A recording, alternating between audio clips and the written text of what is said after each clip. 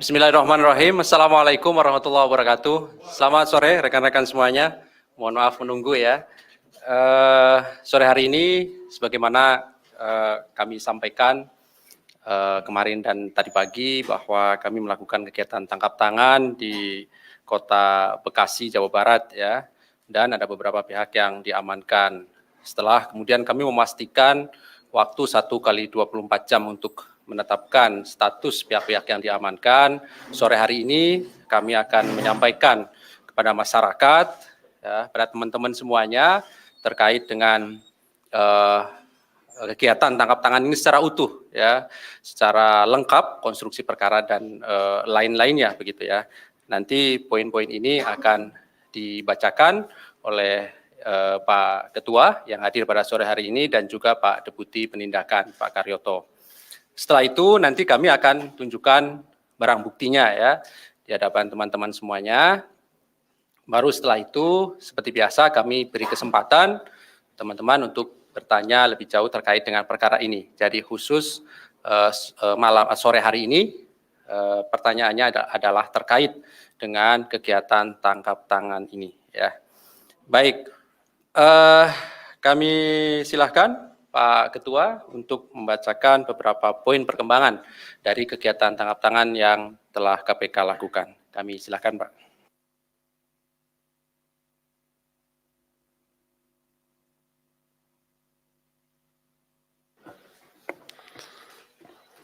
Bismillahirrahmanirrahim. Assalamualaikum warahmatullahi wabarakatuh. Selamat sore, selamat malam, salam sejahtera untuk kita sekalian. Om Swastiastu, Salam, Namo Buddhaya, Salam Kebajikan. Yang saya hormati rekan-rekan wartawan, jurnalistik, saudara-saudara, bapak-bapak, ibu-ibu sekalian, sebangsa dan setanah air dimanapun berada. Pada sore hari ini, tentu kita mengikuti berita dari kemarin, bahwa KPK untuk kesekian kalinya melakukan tangkap tangan terhadap para pelaku korupsi. Hal ini membuktikan bahwa korupsi masih ada. Dan ini menjadi keprihatinan kita semua, tetapi KPK tidak akan pernah lelah, tidak akan pernah berhenti untuk memberantas korupsi sampai Indonesia betul-betul bebas dan bersih dari praktek-praktik dan bebas dari lilitan dan belitan perkara korupsi. Saya mohon maaf pada sore hari ini rekan-rekan harus menunggu dengan sabar karena perlu diketahui bahwa untuk mengungkap suatu peristiwa pidana termasuk tindak pidana korupsi tentu membutuhkan ketelitian, kecermatan, dan tentu juga kita harus memegang teguh azas-azas praduga tak bersalah, persamaan hak di muka hukum, dan juga tetap menjunjung tinggi tugas pokok KPK. Kepentingan umum, kepastian hukum, keadilan, transparan, proporsionalitas, dan juga menjunjung tinggi hak asasi manusia. Alhamdulillah pada sore hari ini kita bisa tuntaskan dengan kerja keras segenap insan KPK, kami sudah bisa merumuskan dan membangun konstruksi perkara tindak pidana korupsi yang terjadi di wilayah Kota Bekasi.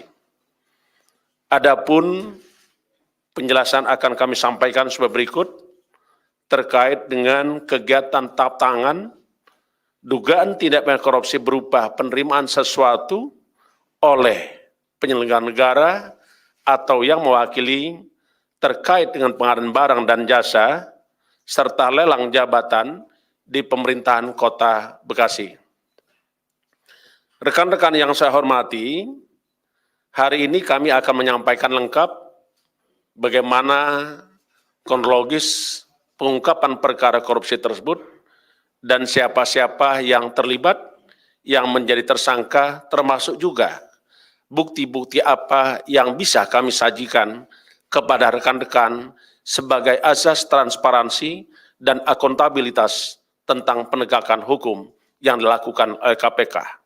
Karena satu prinsip penegakan hukum tidak boleh melanggar hukum itu sendiri.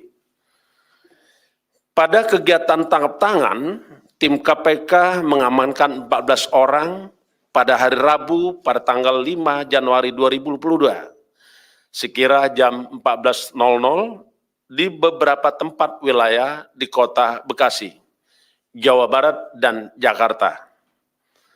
14 orang tersebut antara lain RE, Wali Kota Bekasi periode 2013, 2018, dan periode kedua 2018-2022. Yang kedua adalah AA, swasta, Direktur PT ME. Yang ketiga NP, Namliah Vektor, maklar tanah.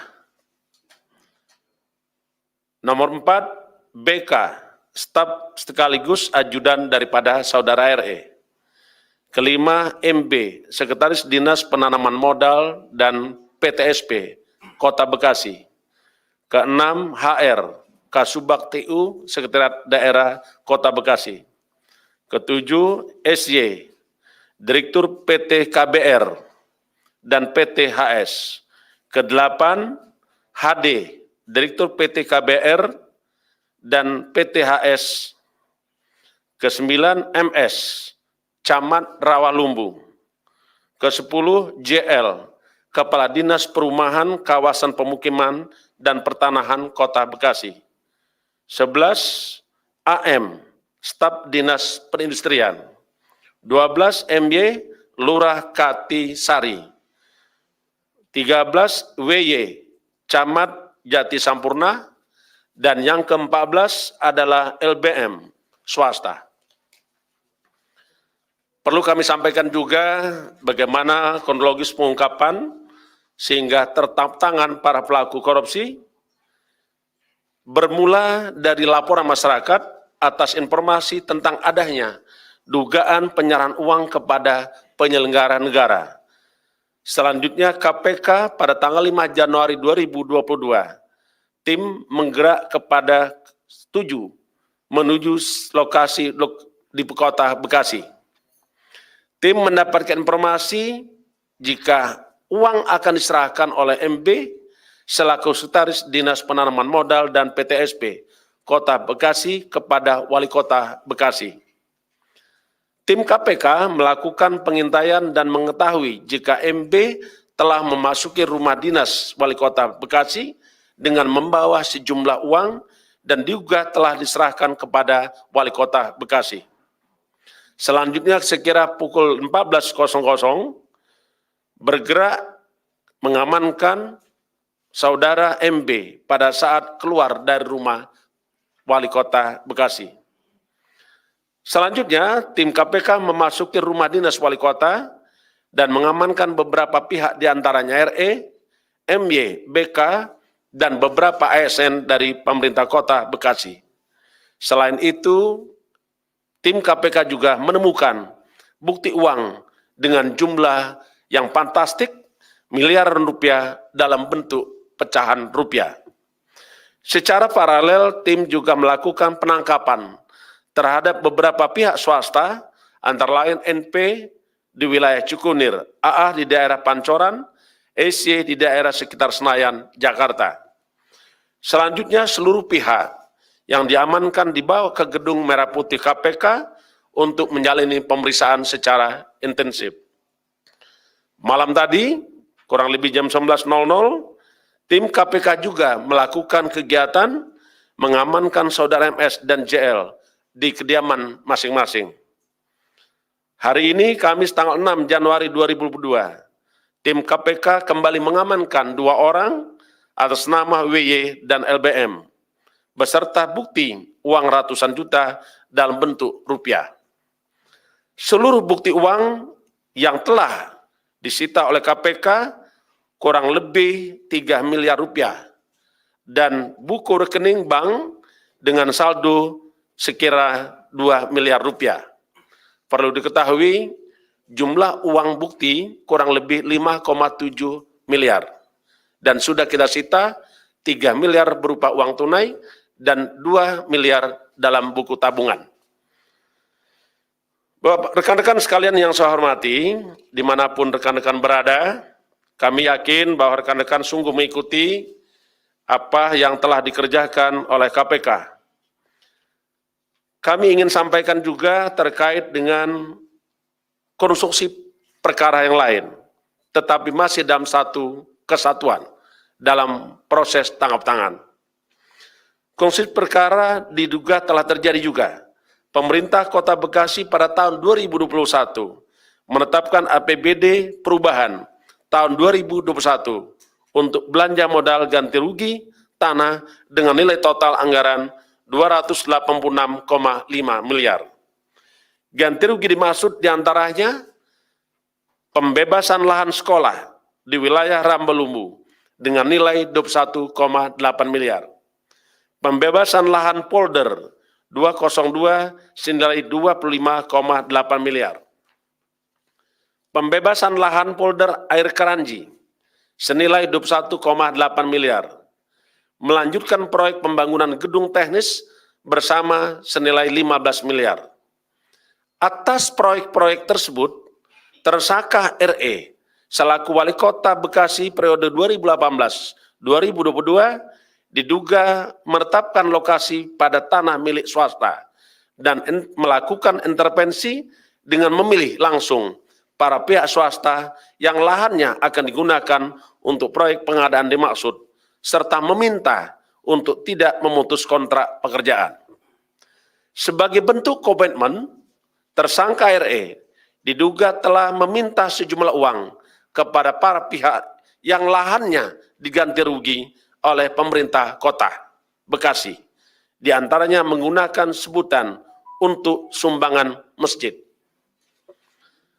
Selanjutnya, pihak-pihak tersebut menyerahkan sejumlah uang melalui perantara orang-orang yang merupakan kepercayaan, yaitu saudara JL, yang menerima uang sejumlah 4 miliar rupiah dari LBM.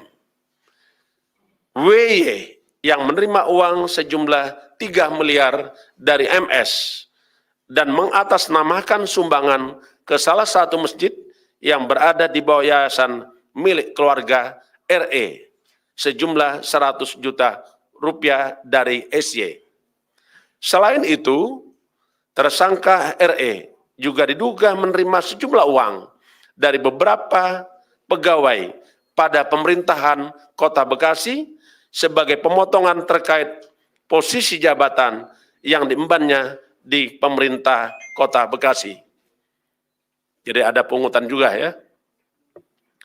Uang tersebut diduga dipergunakan untuk operasional tersangka RE yang dikelola oleh MY yang pada saat dilakukan tangkap tangan tersisa uang sejumlah 600 juta rupiah.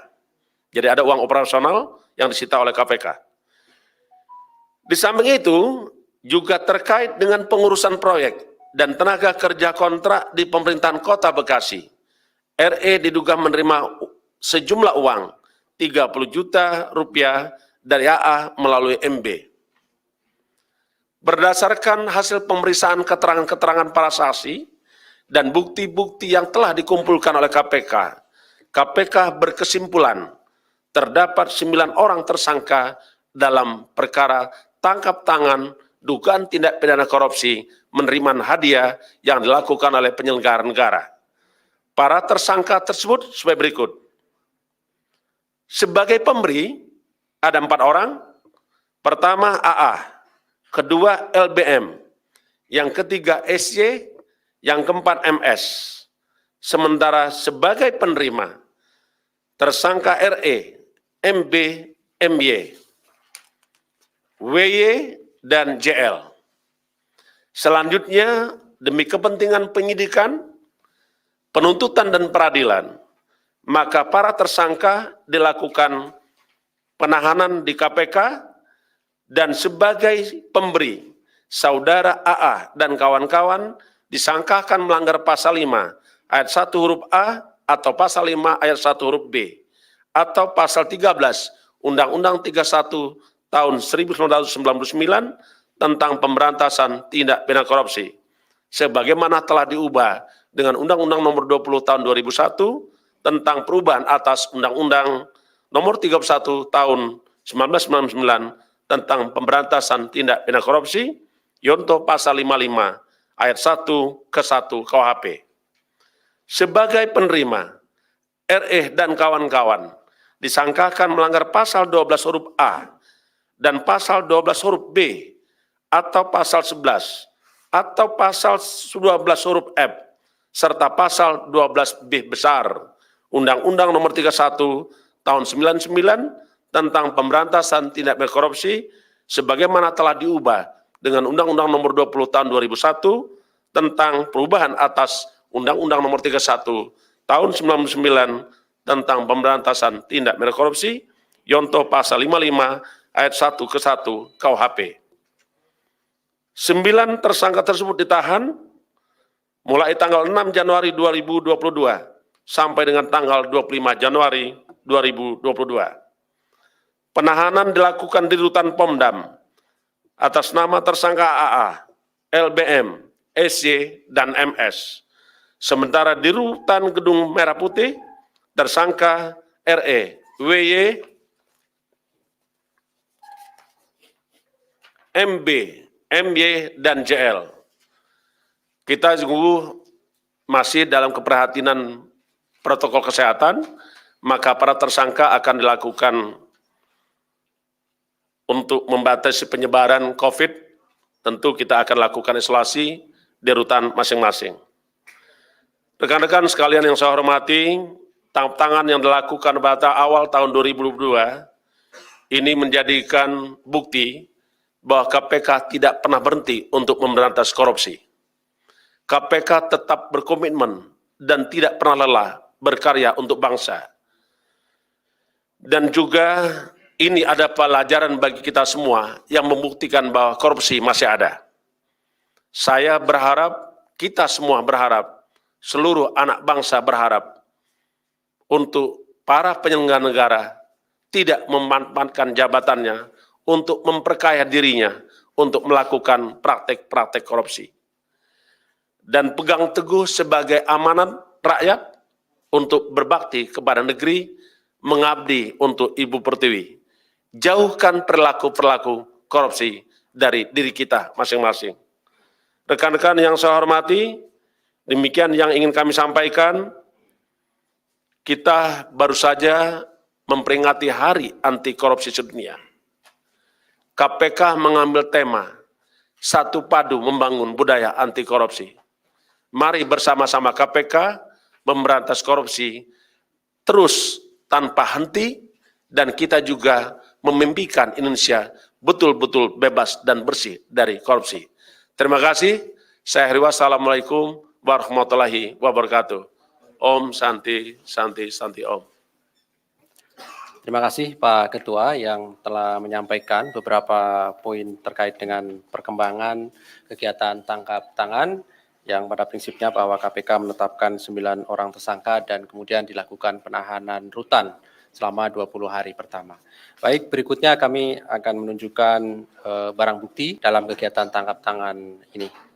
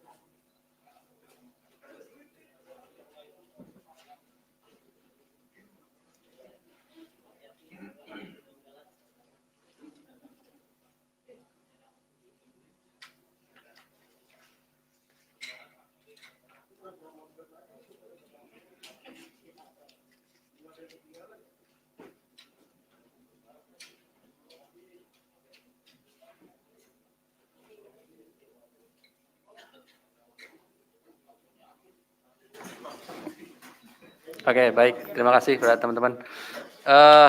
Berikutnya masih ada waktu 15 menit ya teman-teman, karena kita sudah masuk ke waktu maghrib. Kami silahkan untuk bertanya, 3 orang bertanya, langsung ke poinnya ya, supaya kita lebih memanfaatkan waktu secara maksimal.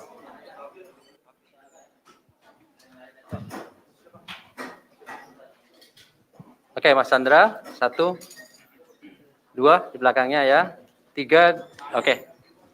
3 aja mungkin ya, Mas Sabir ya. Oke. Silakan Mas, langsung ya. Ya, mau nanya soal tadi Pak Ketua bilang ada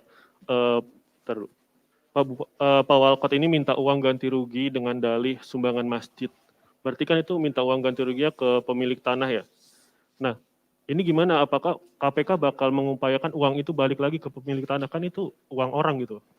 Itu aja Pak. Yes, saya. Oh, Sabir dulu. Cek. Silakan. Baik, Pak Ali, Pak Ketua, Pak Deputi. Saya nyambung dari pernyataan Pak Ketua tadi di akhir soal Hari Anti Korupsi Sedunia, kemudian kan tentu kaitan dengan pencegahan korupsi. Bekasi ini kan bukan sekali saja KPK menanganinya. Artinya sebelumnya ada bupati, kemudian juga ada wali kota juga pernah gitu ya, di tahap pertama bebas, tahap kasasi divonis gitu. Nah, saya ke aspek pencegahannya Pak Ketua. Kan KPK di periode sebelumnya, tahun sebelumnya intensif, agresif gitu ya untuk pencegahan korupsi. Tapi kemudian proses ini wali kota dan kawan-kawan itu melakukan pidana yang kemudian disangkakan oleh KPK. Nah, bagaimana sebenarnya strategi yang tepat KPK melakukan pencegahan korupsi untuk level daerah yang berulang seperti Bekasi? Ya kan, artinya ini selalu berulang, wali kota sudah, bupati, wali kota lagi. Nah, itu bagaimana? Itu yang pertama. Yang kedua adalah di level pencegahan korupsi, bagaimana kemudian KPK melakukan trigger dalam aspek untuk hubungan antara pengusaha, bupati, atau kepala daerah, khususnya di Kota Bekasi gitu ya, yang selanjutnya tentu kan di PJS kan, itu agar tidak terulang seperti ini. Terakhir dari saya, Pak Ali, ini terkait dengan pidananya, ini kan angkanya cukup besar itu ya. Nah, bagaimana dengan penerimaan sebelumnya, kemudian apakah akan dilakukan pendalaman di tahap penyidikan atau misalnya dibuka penyelidikan baru kemudian ada pidana lain. Oke. Terima kasih. Terima kasih Mas Sabir. Silakan Iya. Mas, sebutkan. Niko dari Kompas, Pak. Izin tanya, menyambung dari Bang Sabir, itu kan tadi benar sih, agak tanya ke ASN juga ternyata 50 ke atas itu termasuk yang baik, tapi sisanya itu ternyata daerah-daerah itu masih sistem meritnya buruk, termasuk Bekasi ini. Nah itu bagaimana Pak, untuk apakah ada koordinasi kah atau seperti apa? Ini kan berarti kan agak masalah juga, kayak bisa tangkap-tangkapan terus Pak kalau sistem merit di daerah itu masih buruk gitu. Kalau yang kedua, tadi kan soal penetapan perubahannya Pak, tahun 2021. Nah itu berarti ada, apakah mungkin ada kemungkinan permainan sama DPRD juga untuk ini, lalu apa ingin dikejar juga gitu Pak. Terima kasih. Terima kasih Mas Niko. Sebentar Mas Sore ya, di belakang dulu Mas, sebutkan nama Mas. Ya, uncomerahputih.com. Makasih Mas Ali, Pak Ketua. Ya, Pak RE ini kan sebagai politisi Golkar bisa dibilang senior lah di Bekasi, sebagai politisi senior Golkar di Bekasi. Apakah uang-uang yang diterima RE itu juga mengalir ke tubuh Partai Golkar? Itu aja sih. Makasih. Terakhir Mas Mario, saya kira terakhir ya, dan langsung poinnya ya Mas Mario ya. Ya, saya Mario, Metro TV. Ya, cuman mau nanya ini aja, bahwa dari sebenarnya KPK sudah menerima banyak laporan juga terkait Pak RE ini dalam kasus dugaan korupsi. Apakah memang ending yang didetek itu terkait penyerahan ini saja, atau memang ini bagian dari akumulasi menunggu rangkaian-rangkaian atau penerimaan yang sudah diterima. Nah, kedua, saya ingin memastikan apakah KPK akan memastikan mendalami dugaan pengesahan APBD tahun 2022 ini. Ini yang jelas ini nggak mungkin RE aja, pasti ada dengan para dewan. Itu aja Pak Ketua. Baik, terima kasih. Terima kasih teman-teman, Mas Chandra, Mas Sabir, Mas Niko, Ponco, dan Mas Mario ya.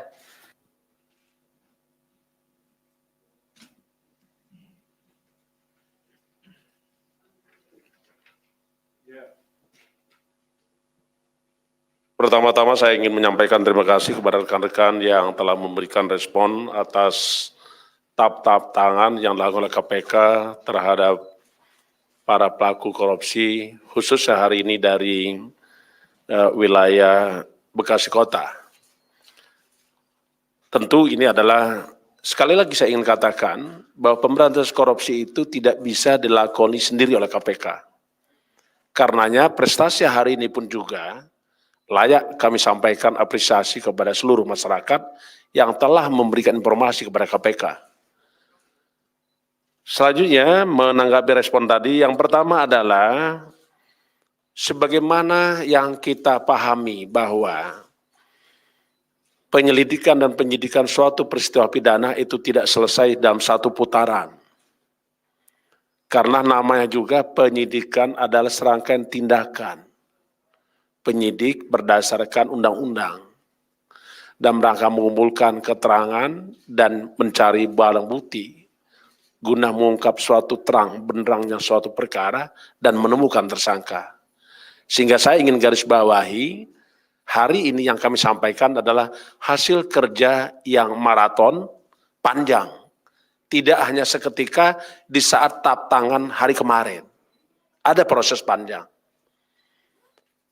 Yang berikutnya, tentu tujuan pemberantasan korupsi tidak hanya pemindahan badan. Tetapi jauh daripada itu, kita ingin memulihkan perekonomian, kita juga ingin mengembalikan kerugian negara. Sehingga tentu kita akan kerja keras untuk mencari, bahkan menyita seluruh alat bukti, apakah itu hasil daripada tindak pidana korupsi akan kita kejar. Di samping itu juga nanti dalam tuntutan pastilah ada denda dan ada juga uang pengganti. Jadi tidak hanya sekedar pemindahan badan, tetapi jauh dari itu kita ingin memulihkan kerugian negara. Yang berikutnya, suksesnya pemberantasan korupsi itu juga harus dibarengi dengan meningkatnya integritas penyelenggara negara dan meningkatnya kesadaran masyarakat untuk tidak ingin melakukan korupsi dan meningkatnya kesadaran masyarakat budaya anti korupsi. Kita tidak boleh putus asa. Kita akan terus bekerja dengan 3 strategi yang dikembangkan oleh KPK. Pendidikan masyarakat untuk menimbulkan kesadaran supaya orang tidak ingin korupsi. Pendidikan masyarakat untuk meningkatkan integritas. Karena salah satu faktor terjadi korupsi karena rendahnya integritas. Yang berikutnya kita juga terus melakukan pencegahan dengan cara perbaikan sistem. Dengan sistem yang baik tidak terjadi korupsi. Dengan sistem yang baik akan menutup peluang dan celah terjadi korupsi. Yang terakhir, kita pun masih bekerja keras untuk melakukan penindakan supaya orang takut untuk melakukan korupsi. Rekan-rekan yang saya hormati, tadi juga disampaikan oleh Pak Sabir tentang bagaimana tentang sinergi ke depan supaya tidak terulang. Kita prihatin memang. Ada beberapa daerah yang berulang terjadi kasus korupsi. Ada satu wali kota yang 3 wali kota terkena. Sekarang Bekasi sudah 2 kali terkena kasus korupsi. Melihat gejala seperti ini, maka pemberantasan korupsi tidak cukup dengan penindakan, tidak cukup dengan pencegahan, tidak cukup hanya pendidikan. Tapi 3 strategi itu harus kita terapkan, karenanya pada waktu Hari Anti Korupsi Sedunia, kami sampaikan dengan membawa formula baru, yaitu orkestrasi pemberantasan korupsi.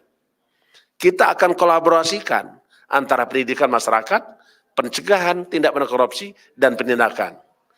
Boleh saja hari ini kita melakukan penangkapan, tapi esok kita akan turunkan ke Deputian Pencegahan untuk perbaikan sistem supaya tidak terjadi lagi kasus korupsi. Sebenarnya Pak Sabir, kalau kita kan sudah terbuka. Dengan keterbukaan dan transparansi, seharusnya tidak ada lagi korupsi. Karena tidak ada lagi ruang-ruang gelap yang bisa dijadikan transaksional. Jadi kalau pengadaan barang dan jasa, jelas aturannya ada.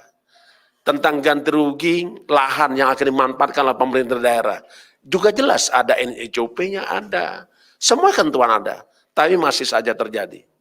Ini menjadi tantangan kita bersama untuk kita selesaikan supaya tidak berulang terjadi kasus korupsi. Tadi ada juga dari Pak Sabir juga menyampaikan tentang meritokrasi, tentang sistem merit SDM. Kalau sistem merit SDM ini betul-betul kita kerjakan, maka tidak ada lagi peluang untuk melakukan negosiasi, tawar-menawar untuk dapat jabatan, dapat tempat. Karena semuanya terbuka. Siapa yang memenuhi syarat untuk menduduki jabatan itu? Tidak diukur dengan berapa banyak ia berikan supaya mendapatkan jabatan. Ini masih terjadi. Yang berikutnya tadi ada juga bagaimana keterlibatan dengan DPRD. Tentu ini kita akan dalami. Tetapi yang pasti, daerah rawan, wilayah-wilayah rawan, terjadi korupsi itu setidaknya ada 4 tahap. Di bidang perencanaan itu rawan korupsi. Bagaimana menyusun APBD, bagaimana menyusun APBD perubahan, itu rawan korupsi. Bagaimana pengesahan APBD perubahan, rawan korupsi. Bagaimana pelaksanaan APBD, eksekusi anggaran, juga rawan korupsi. Terakhir juga termasuk pengawasan. Di tahap pengawasan pun rawan korupsi. Inilah PR kita bersama. Saya sungguh-sungguh berharap dengan seluruh lapisan masyarakat, segenap komponen bangsa, sama-sama KPK untuk membersihkan Indonesia ini dari korupsi. Tadi ada pertanyaan tentang apakah uangnya ini ada mengalir kepada partai politik. Saya ingin katakan sampai hari ini belum terungkap. Tapi KPK tidak akan pernah berhenti. Tapi pada prinsipnya KPK bekerja tentu dengan bukti permulaan cukup, bukti yang cukup, dan kecukupan bukti. Kenapa? Karena dalam pasal 183 KUHP disebutkan hakim tidak dapat memutus suatu perkara kecuali berdasarkan keyakinannya dengan sekurang-kurangnya 2 alat bukti. Jadi kalau nanti ada perkembangan penyidikan, kami akan sampaikan kepada rekan-rekan semua. Kami akan sampaikan kepada seluruh rakyat Indonesia. Terakhir, saya kira untuk Pak Mario, apakah terbatas pada suap ini saja? Tentu kita akan menunggu bagaimana kinerja rekan-rekan penyidik untuk mengembangkan perkara yang sudah kita ungkap hari ini. Terima kasih. Saya kira cukup ya. Saya akhiri, wassalamualaikum warahmatullahi wabarakatuh. Assalamualaikum warahmatullahi wabarakatuh. Terima kasih Pak Ketua. Dan terima kasih pada rekan-rekan semuanya yang hadir pada sore hari ini. Terima kasih juga Pak Deputi Penindakan, Pak Karyoto yang hadir. Pada sore hari ini nanti para tersangka ini kembali akan menyelesaikan pemberkasan di lantai 2 ya. Baru nanti teman-teman bisa nunggu di depan. Baik, sekali lagi terima kasih dan kami akhiri. Assalamualaikum warahmatullahi wabarakatuh. Oke, terima kasih.